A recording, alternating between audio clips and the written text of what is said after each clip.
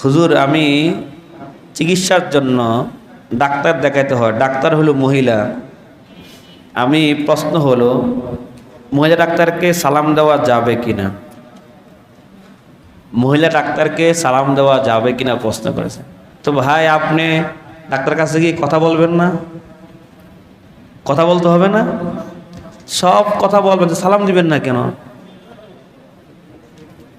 বুঝেন না কথাটা? হ্যাঁ, যদি এমন হয় যে আপনার কোনো কথা বলতে হবে না তখন সালাম দেওয়া দরকার নাই। আর যদি কথা বলতে হয় তাহলে সালাম দিবেন। সালাম কোথায় দেওয়া যাবে না? পর নারীকে সালাম দেওয়া যায় না, কথা তো বলা যায় না। আর যেখানে কথা বলতে হয় সেখানে কি সালামও দিতে হবে। কথা বুঝতে পারছেন? যেমন ডাক্তারকে তো আপনার কথা তো বলতে হবে, আপনার কি সমস্যা বলতে হবে না ভাই, তখন তাকে সালাম দিতে হবে। সালাম দেওয়ার কোনো অপরাধ হবে না, সালাম দেওয়া তখন দরকার। আল্লাহ আমাদের বুঝার তৌফিক দান করুন।